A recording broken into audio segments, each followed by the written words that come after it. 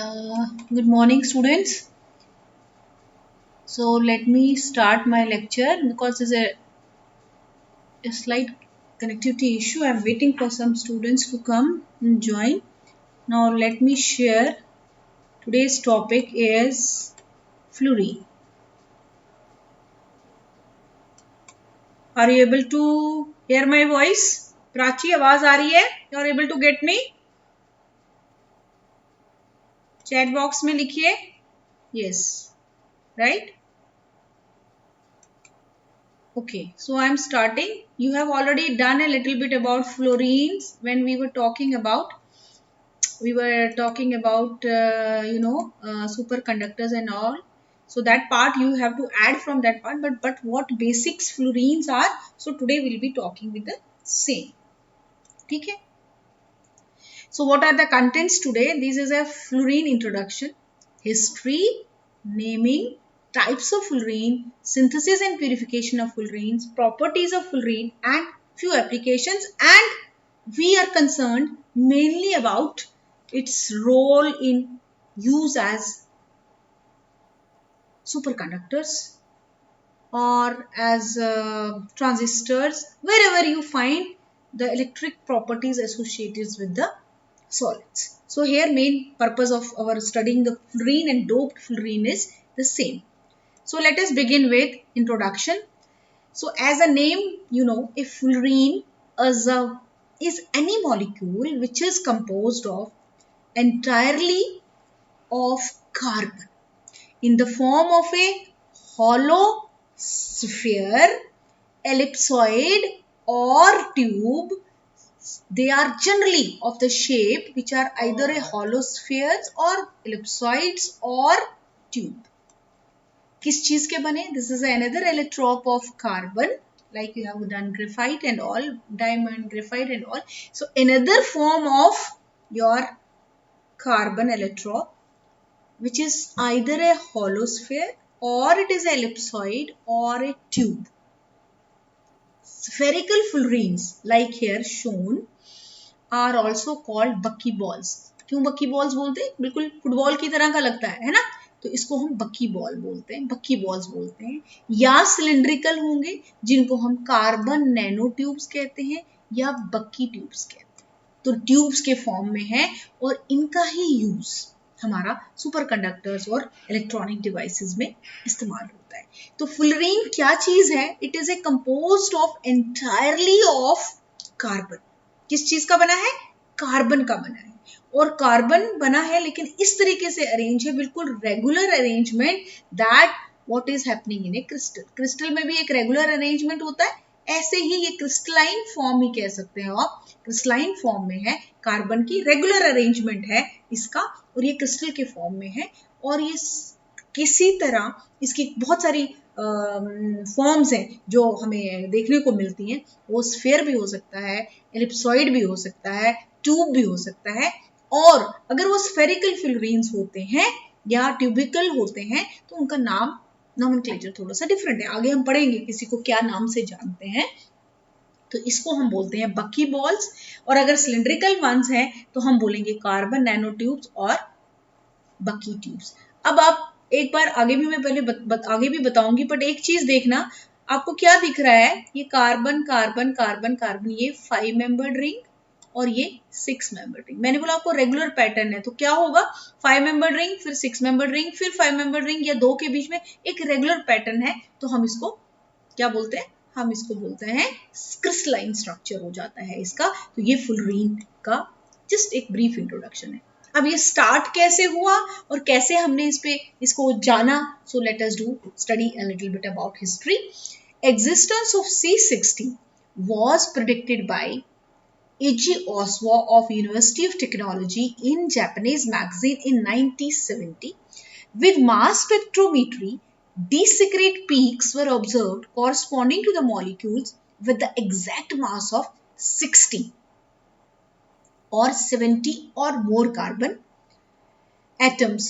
In 1985, James R. Heath, Robert Curl and Richard Smalley from Rice University discovered C60 and shortly thereafter came to discover the fluorine.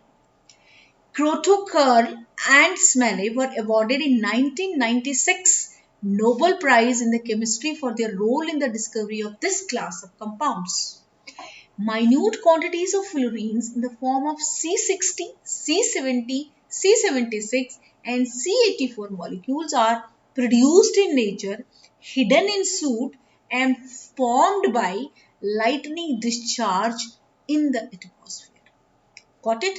अब इसका जो existence था C60 का वो 1970 में एक साइंटिस्ट ने प्रिडिक्ट किया एंड क्या स्टडी किया कि मास, जब हम आप पढ़ोगे नेक्स्ट सेमेस्टर में आपके मास स्पेक्ट्रोस्कोपी है तो हम उसमें छोटे छोटे फ्रेगमेंट्स भी देखते हैं, तो मास भी हमें पता चलता है मॉलिक्यूल का। तो देखा एग्जैक्ट मास ऑफ C60 या C70 या मोर C80 तक आया 1985 में। तो उन्होंने कहा, एक को उन्होंने शॉर्टली डिस्कवर किया and they said it's name is fullerene.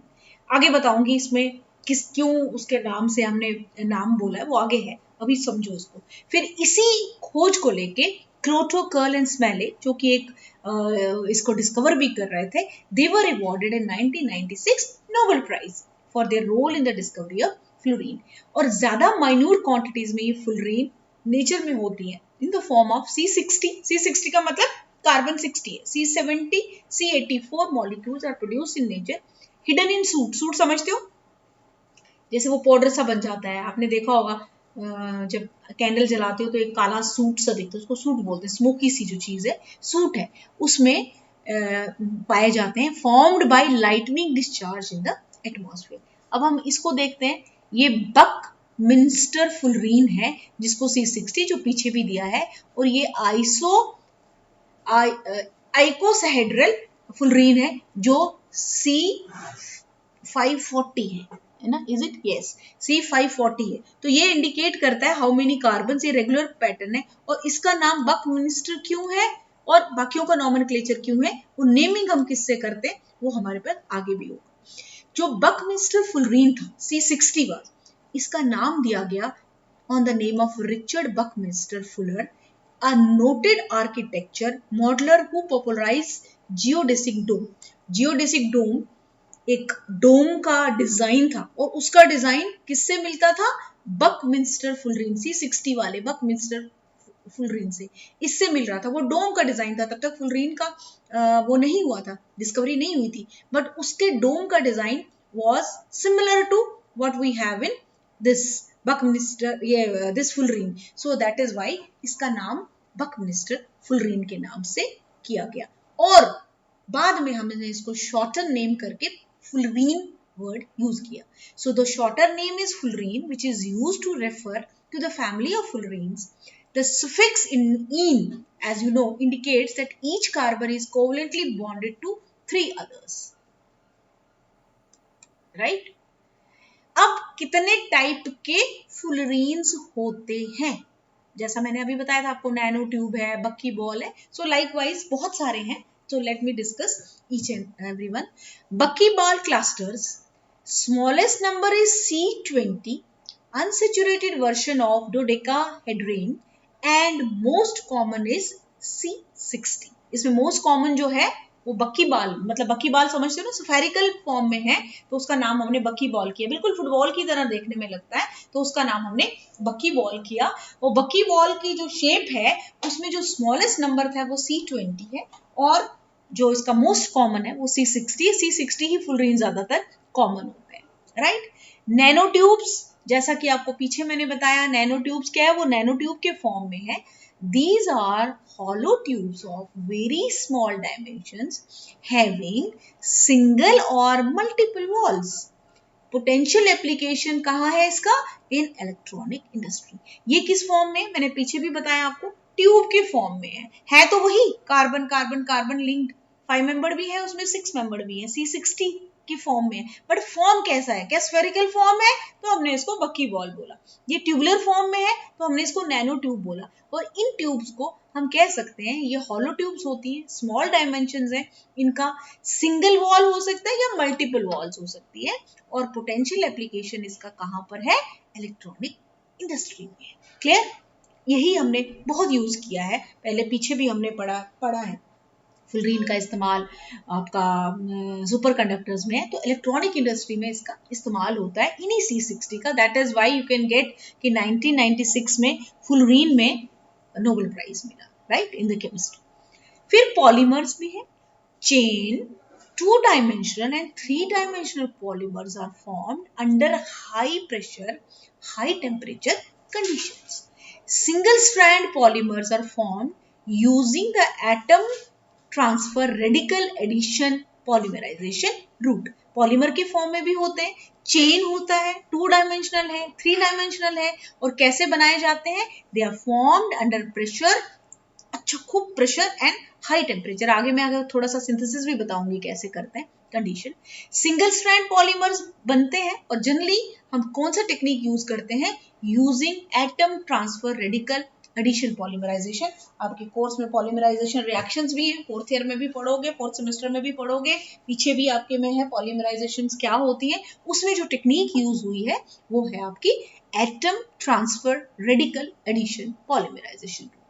उसके बाद नैनो अनियंस, ये स्फेरिकल पार्टिकल्स हैं based on multiple carbon layers surrounding a buckyball core proposed for lubricants. इनको लुब्रिकेंट्स के लिए इस्तेमाल किया जाता है। छोटा नैनो है, छोटा स्फेरिकल पार्टिकल्स है based on multiple carbon layers surrounding a buckyball core. Buckyball core को सराउंड करते हुए पार्टिकल्स हैं और इनका यूज हमने लुब्रिकेंट्स में यूज किया।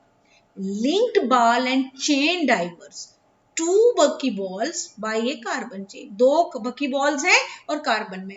मैं एक बार पूछे एक स्लाइड दिखाती हूँ जिसमें नवीन यू जॉइंट लेट, जिसमें आपको थोड़ा सा ये शेप का पता चल सकता है। ये देखो, ये स्फेरिकल है। Again listen, this is a spherical, इसको हमने बोल दिया बक्की बॉल, और ये नैनो ट्यूब के फॉर्म में है। इसी तरीके से जैसे चेन वाला बताया या पॉलीमर बताया, तो डिफरेंट शेप्स भी एज्यूम करता है। तो इसका जो हम कह सकते हैं, इनका जो क्या नाम है इसका, इनके जो ये टाइप्स हैं, हम उसको क्लासिफाई कर सकते हैं। Buckyball clusters, nanotubes, megatube, जिनका अच्छा ये मैंने बताया नहीं शायद, megatubes. It is larger in diameter than the nanotubes and prepared with walls of different thickness, potentially used for the transport of variety of molecules of different size। तो इनको जो ये यहाँ पे जिनके बारे में बोला जा रहा है, बकी बॉल या नैनो ट्यूब्स या मेगा ट्यूब्स या पॉलीमर्स या nano onions and linked ball and chain, साथ के साथ इनका यूज भी आपको समझ आ रही है। तो जब हमें यूज समझ आ रही है तो हम कह सकते हैं ये इसका एप्लीकेशन भी फुलरीन का है। अब कैसे इसकी डिस्कवरी हुई और कैसे इसको हमने प्यूरिफाई किया? So synthesis and purification of fullerenes. ये देखो, सिंथेसिस या डिस्कवर ऑफ C60 है ना। ये आप एक, मैं इसको थोड़ा सा जूम करके, आई विल ट्राई टू, एक मिनट में इसको ऊपर कर रही हूँ। I think, I hope it is clear. तो आप देख सकते हो ये एक्सपेरिमेंटल सेटअप है। बनाना कैसे है और ये डिस्कवर कैसे किया, ये देखने के लिए बात है ना। तो the experiment setup used to discover C60, the graphite disc is evaporated with NdYAG laser and the evaporated carbon plasma is cooled by a stream of helium coming from pulsed wave. The cluster of carbon are produced in the integration cup and are expanded into vacuum. The ions are detected by time of flight mass spectrometry. इसको थोड़ा सा down करो, अब ध्यान से देखते हैं हम। ये देखो, हमने बनाना किससे है इसको? डिस्कवरी जो हुई ग्रेफाइट से हुई है ना।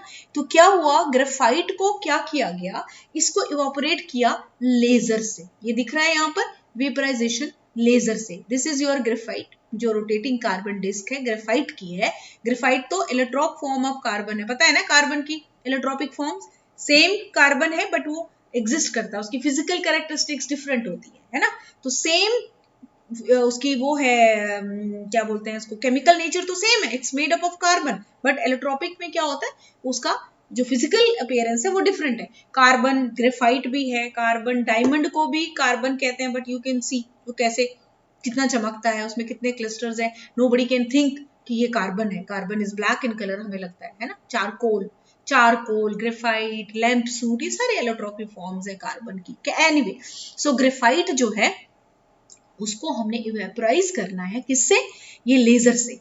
तो अब वो जो वेपराइज हो जाएगा और वो डिस्ट्रीब्यूट हो गया है ना, मतलब प्लाज्मा में स्प्रेड हो गया, उसको लेकिन कूल किया। किससे कूल किया? आप देखो, हीलियम की स्ट्रीम से। हीलियम एक गैस है, उसने उसको कूल किया। पहले आपने उसको गर्म किया, वेपराइज कर दिया, बड़े अच्छे से वेपराइज हो गया। अब उसको कूल किया। कूल करने से क्या हो गया? वो हमारे पास जो क्लस्टर है वो क्लस्टर बीम बन गया।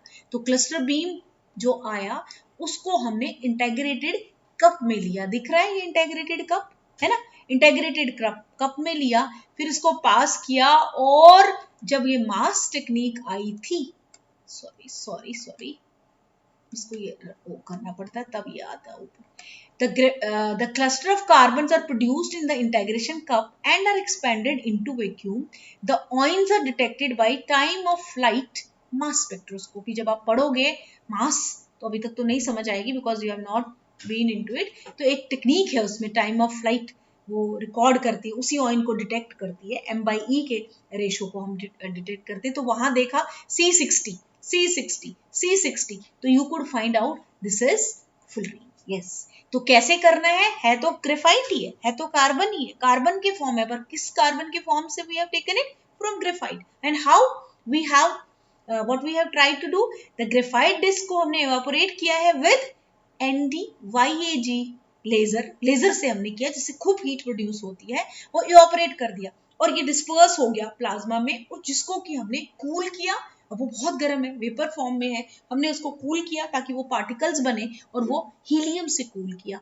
और एक जो हमारे पास कप दिख रहा है यहाँ पे, इंटेग्रेशन कप, इसमें इसको कलेक्ट किया क्लस्टर बीम को, एंड देन अब डिटेक्ट कैसे करेंगे, डिस्कवरी कैसे हुई? तो इसको जब मास में रन किया गया तो C60, जिसको हम बोलते हैं फ्लाइट मास स्पेक्ट्रोस्कोपी, उसमें ही इसका डिटेक्शन हुआ। This is how we discover this.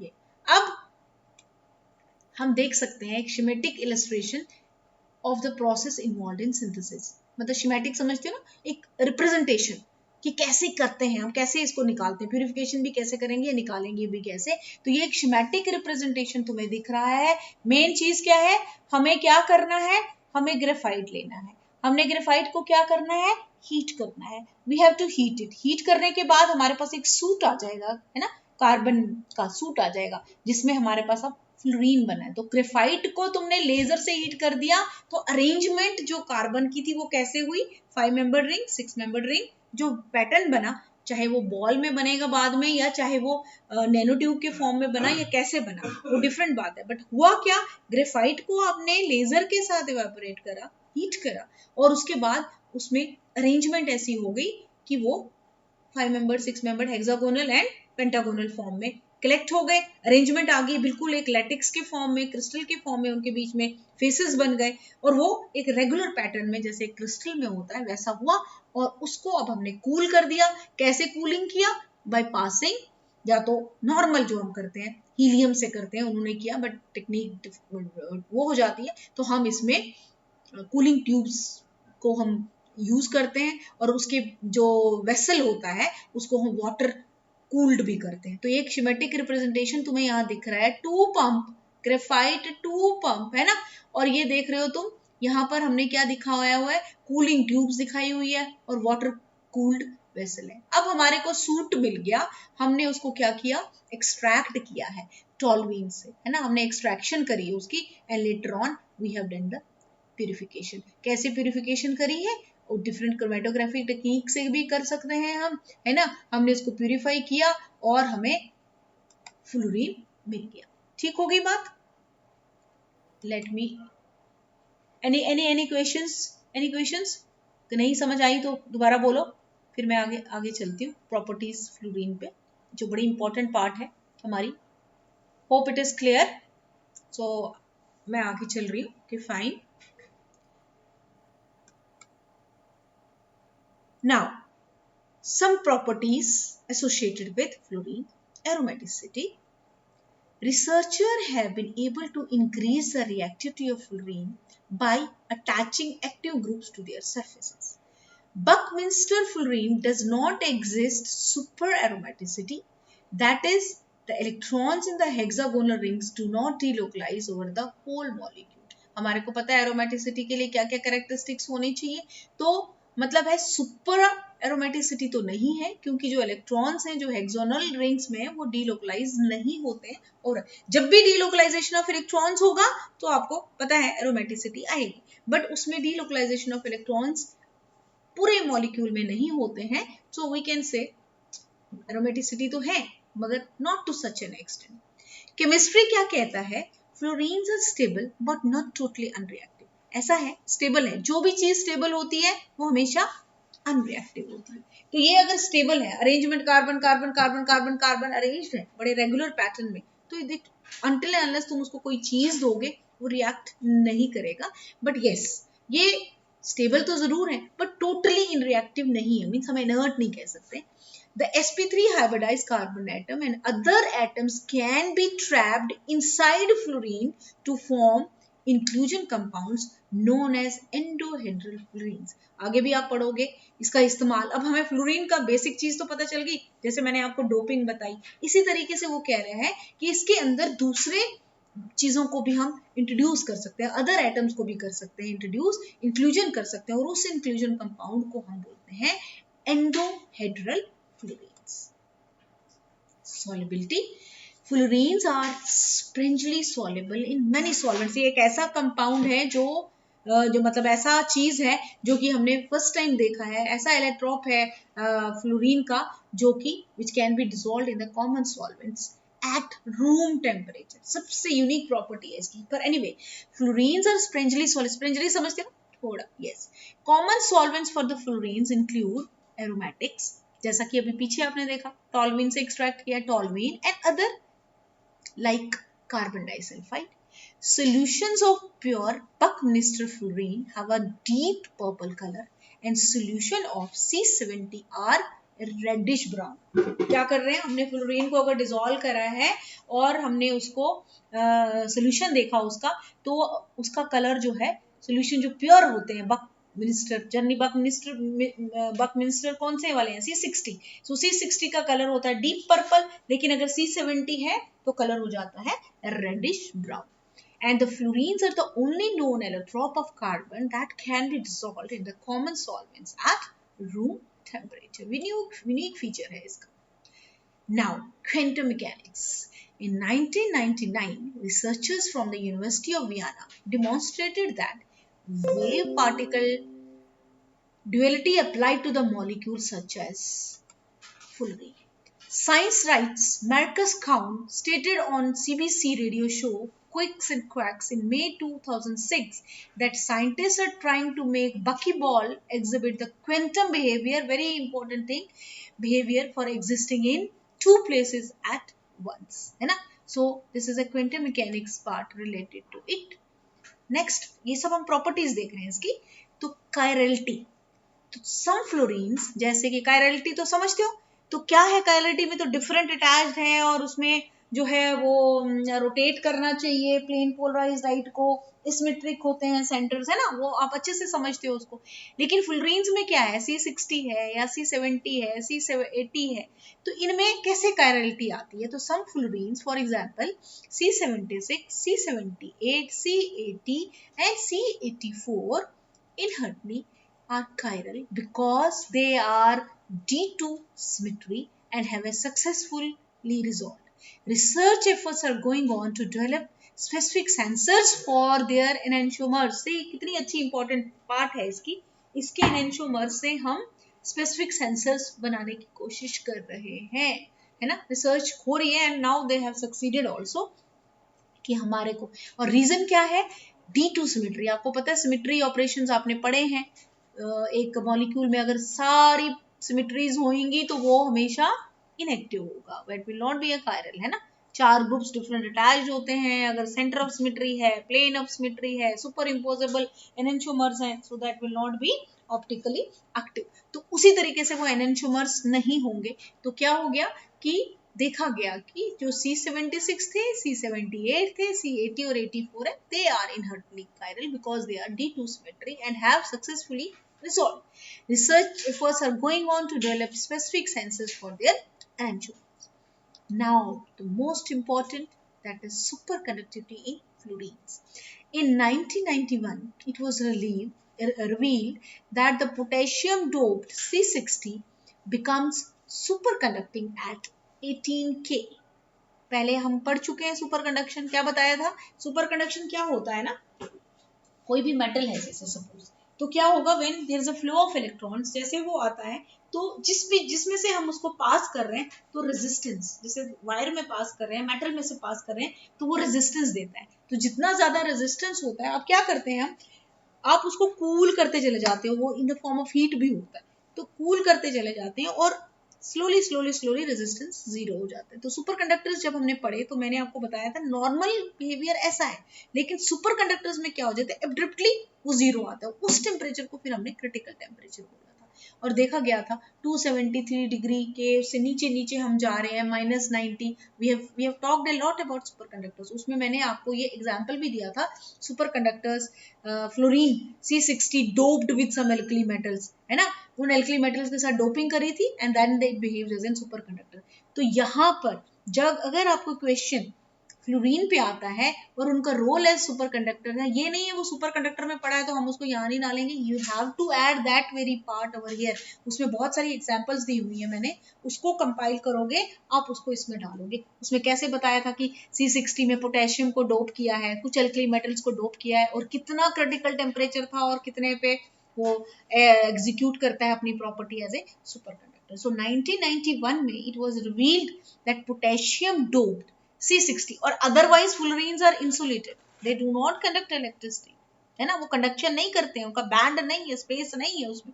लेकिन जब हम उसमें डोपिंग करते हैं, as I told you, it can be, आप अंदर उसमें कुछ भी ऐड कर सकते हो, तो डोपिंग हुई है। डोपिंग आपको पहले भी मैं समझा चुकी हूँ, सॉलिड्स में डोपिंग कैसे होती है, एक को निकालते हैं दूसरे को डालते हैं, so there is a charge का लगता है, या तो पॉजिटिव रहेगा या नेगेटिव रहेगा, सो इसको हम बोलते हैं डोपिंग। तो जब हमने डोप किया फ्लोरीन को, किससे, पोटेशियम से, so it became a super conductor at 18K। 18K, के समझते हैं ना, केल्विन पे 273 होता है जो 0 डिग्री, हाँ yes. This was the highest transition temperature for a molecular superconductor. Since then superconductivity has been reported in fluorine doped with various other alkali metals। Potassium का से फाइंडिंग हुई, लेकिन बहुत सारे जो है हमारे पास एल्कली मेटल्स के साथ इसकी डोपिंग की गई और हमने उसको एक्टिव पाया। ये आप देख सकते हो कंडक्टिविटी कैसे होती है फ्लोरीन में।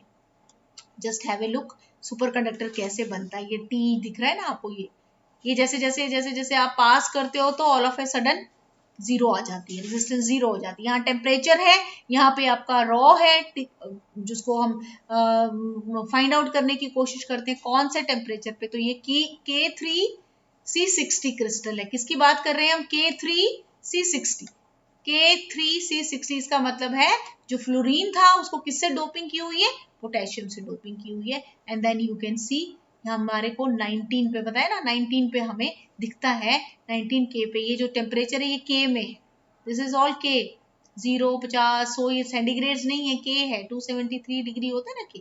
तो ये आप अच्छे से इसको विजुलाइज कर सकते हो कैसे सुपर कंडक्टिविटी दिखती है हमें, राइट, कैसे हम इसको आइडेंटिफाई कर सकते हैं कि इसमें सुपर कंडक्टिविटी आती है। बट किन में आती है, जिनमें ये डोपिंग हमने कर रखी है ना, डोपिंग करी है। किन से डोपिंग करी है, एल्कली मेटल से। तो यहाँ पर आपको एक चीज नोट करनी है, एक चीज ध्यान में रखनी है। वो क्या चीज ध्यान में रखनी है आपको, कि जहां पर इनका रोल मैंने ऐसे दिखाया है, fullerene as a super conductor, क्योंकि इनकी प्रॉपर्टी है, you have to add the material from superconductors. उसमें बहुत सारी एग्जांपल्स हमने दे रखी हैं, उन एग्जांपल्स को आपने यहाँ पर ऐड करना है, क्योंकि आपका क्वेश्चन किस तरीके से आता है। Yesterday also I was telling, sometimes ये क्वेश्चन में be of full length question हो जाता है 8 मार्क्स का, और समटाइम्स इट इज 16 मार्क्स। तो what happens, your content is very less, so आपको कंटेंट इंक्रीज भी करना होता है, you have to add, give the examples, right. तो नोट्स में यहाँ पे तो मैंने नहीं डाला है, बट आपको क्या करना है, जहां पर सुपर कंडक्टर्स में मैंने बहुत सारी एग्जांपल्स दी हुई है, फ्लोरीन की डोपिंग करके पोटेशियम से साथ डोपिंग है ना, तो उनके सारे नाम है, C60, K3, I now don't remember exactly उनका कितना क्रिटिकल टेम्परेचर है और कितने बार प्रेशर पे वो काम करते हैं, वो एज ए बिहेव करते हैं as a super conductor. So you have to add it, mind it, at that particular part कि कितने पे वो काम करते हैं, कौन सा उनका क्रिटिकल टेम्परेचर है ना, राइट। सो वो चीजें उसमें ऐड कर, right. So this is a brief introduction, इनका नेमिंग, इनकी हिस्ट्री, इनकी सिंसेस, ये प्रॉपर्टीज इसके साथ एसोसिएटेड। अब जो मोस्ट इंपॉर्टेंट पार्ट है वो इसका है एप्लीकेशंस का पार्ट है। और हमारे लिए, क्योंकि हम ऑर्गेनिक मॉलिक्यूल्स को स्टडी कर रहे हैं, हमने अभी जो पढ़ रहे हैं वो सॉलिड स्टेट्स पढ़ रहे हैं, हम इलेक्ट्रॉनिक डिवाइसेस को ज्यादा हमें अभी इंपॉर्टेंस देनी है कि इनका रोल वहां कैसे है। एप्लीकेशंस तो सारी आएंगी, बट मेन आपका सुपर कंडक्टर्स हैं या इलेक्ट्रॉनिक्स मीडिया में कहाँ कहाँ पर हम इसका यूज करते हैं। तो पहली जो एप्लीकेशन है वह ऑर्गेनिक फोटोवोल्टिक्स, दिख रही है, ऑर्गेनिक फोटोवोल्टिक्स। मैं इसको रब करके आई, थोड़ा सा मैं इसको जूम करती हूँ ताकि आपको और दिखे, दिख रहा है। आप देख रहे हो इलेक्ट्रॉन डोनर पॉलीमर्स और इलेक्ट्रॉन एक्सेप्टर, तो कौन ले रहा है, देखो, यस इट इज फुलरीन। तो फुलरीन ये ग्लास का चैम्बर है, हमने देखा वो रिफ्लेक्ट होती है आपकी करंट, तो ये वोल्ट, ये इलेक्ट्रॉन डोनर। अभी आपने बहुत सारी चीजें पढ़ी, रेक्टिफायर पढ़ा आपने, सेंसर्स पढ़े आपने, ऑर्गेनिक चार्ज ट्रांसफर कॉम्प्लेक्सेस पढ़े, ऑर्गेनिक मेटल्स पढ़े। तो क्या रोल था इनका, रोल डोनर एंड एक्सेप्टर, हमेशा यही देखा आपने, donor and acceptor should be there, है ना। तो डोनर है और एक्सेप्टर है, तो एक वो इलेक्ट्रॉनिक डिवाइसेस की तरह काम कर सकता है। तो सेम चीज यहाँ देखी हमने, इलेक्ट्रॉन डोनर पॉलीमर्स है और यहाँ पर हमारे पास क्या है, इलेक्ट्रॉन एक्सेप्टर है जो फुलरीन्स। तो फुलरीन्स एक्सेप्टर का काम करते हैं और ये एक्टिव लेयर है हमारे यहाँ पे इलेक्ट्रॉन डोनर की। तो जो एक हमारे पास ये था, क्या बोले इसको हम, हमारी एक सबसे बड़ी एप्लीकेशन जो थी वो पार्ट क्या थी, यस, ऑर्गेनिक फोटोवोल्टिक्स, जिसको हम ओपीवी भी कहते हैं। दूसरा, polymer electronics, the performance of A polymer transistors. अभी एक आपका ये बचा हुआ है, अभी हमने नहीं पढ़ा ये, वो है polymer transistors, that is organic field effect transistors and photo detectors have also been increasing in part due to the great deal of synergy between OFETs and OPUs। इसको और इसको एक सिनर्जेटिक इफेक्ट देखा गया और पॉलीमर इलेक्ट्रॉनिक्स का काम बहुत हो रहा है। आप देखोगे कैसे वो ट्रांजिस्टर काम करता है, पीएन जंक्शन वाले वर्क कैसे करते हैं, वो हमने अभी पढ़ना है ट्रांजिस्टर्स को, that we are left with. So polymer electronics में भी फ्लोरीन का काम इंपॉर्टेंट है। Now antioxidants and biopharmaceuticals. Fullerenes are powerful antioxidants, antioxidants होते हैं, अभी आजकल तो बहुत यूज हो रहा है, एस्कॉर्बिक एसिड खाओ, आंवला खाओ आप, विटामिन सी जो है चाहे संतरे में है चाहे आंवला में है ना, बोलते हैं बिकॉज हमें एंटीऑक्सीडेंट्स चाहिए जो रिएक्टिविटी को फ्री, जिसको बोलते हैं फ्री रेडिकल एक्सचेंजर का काम करते हैं। तो फ्लोरीन्स जो है वो पावरफुल एंटीऑक्सीडेंट्स हैं, reacting readily at a high rate with free radicals. हमारे को जितने फ्री रेडिकल्स होंगे, तुम तो ऑर्गेनिक के स्टूडेंट्स हो तो जानते हो, free radicals are highly reactive, तो उनको वो रेडिली रिएक्ट करते हैं उन फ्री रेडिकल से, which are often the cause of cell damage और डेथ। तो हमारे जो बॉडी में आप पढ़ रहे हो, जो बायोफिजिकल हमने पढ़ा है उसमें आप देख ही रहे हो सेल कैसे काम करती है, कैसे हम एक्टिव ट्रांसपोर्ट करते हैं, कैसे हम प्रोटीन का वर्क है, कैसे अभी अपने फ्री एनर्जी चेंजेस बने, कैटाबॉलिज्म एनाबॉलिज्म होता है। तो क्या होता है बॉडी में, फॉर योर इन्फॉर्मेशन, नवीन तो तुम तो इंडस्ट्री में हो, बट जो इंडस्ट्री में नहीं है या करेंगे, एकेडमिक से रिसर्च को ज्वाइन करेंगे तो देखोगे आप, हम ऐसे केमिस्ट्री का यूज इन बायोफार्मास्यूटिकल्स में करते हैं। तो एंटीऑक्सीडेंट एक प्रॉपर्टी है, हम नॉर्मली, अभी आपको लेमैन की तरह बात नहीं कर रहे हैं, नींबू पी लो जी आपकी इम्यूनिटी बढ़ जाएगी, वो इम्यूनिटी नहीं बढ़ती है। नींबू में स्कॉर्बिक एसिड होता है, इलेक्ट्रॉन टाइप ऑफ स्ट्रक्चर, उसका काम क्या है, फ्री रेडिकल एक्सचेंजर। एक्सचेंजर का मतलब छीनना। तो वो क्या करता है, जो बॉडी में फ्री रेडिकल्स हैं, फ्री रेडिकल्स क्या है आप समझते हो, उसके पास एक इलेक्ट्रॉन की डेफिशिएंसी है, उसको चाहिए something to make it stable, तो फ्री रेडिकल एक्सचेंजर है वो उसको, अदरवाइज वो किसका कॉज होता है, सेल डैमेज भी कर देता है, डेथ भी कर देता है। तो फ्लोरीन जो है वो एक्ट करते हैं as an antioxidants.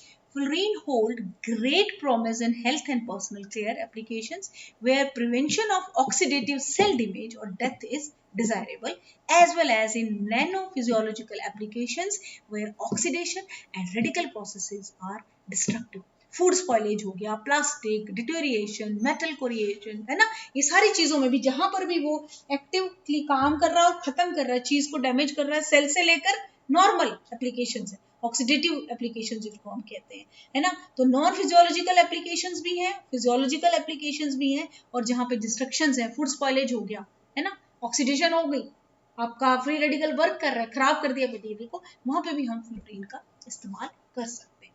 Then it can be used as a polymer additives. Fullerenic blacks are chemically reactive. Fullerenes and fullerenic black, another name, are chemically reactive and can be added to the polymer structures to create a new copolymers with a specific physical and mechanical properties. Polymers का role बहुत ज्यादा है। Polymer हमारा ये क्या है, polythene क्या है, पॉलीथीन जो ले लेके घूमते हो, उससे पॉलीमर, है ना। और ये जो अभी आप ड्रग्स की बात करें तो हमें पॉलीमर की ज़रूरत पड़ती है। आप बना रहे हो, आप नैनो पार्टिकल बना रहे हो, या आप माइक्रोस्फेयर बना रहे हो, आप टेबलेट्स बना रहे हो, आप सस्पेंशन बना रहे हो, यू रिक्वायर पॉलीमर्स। तो क्या कर रहा है कि फ्लोरीन जो है, fluorine black specially chemically reactive है, और अगर हम इसको पॉलीमर स्ट्रक्चर में ऐड करते हैं तो नया को पॉलीमर बन जाता है with new physical and mechanical property, और they can be added to make composites also. Composites समझते हो, मैन्योर्स वगैरह जो बनाते हैं, बायोपॉलीमर जो बन जाते हैं।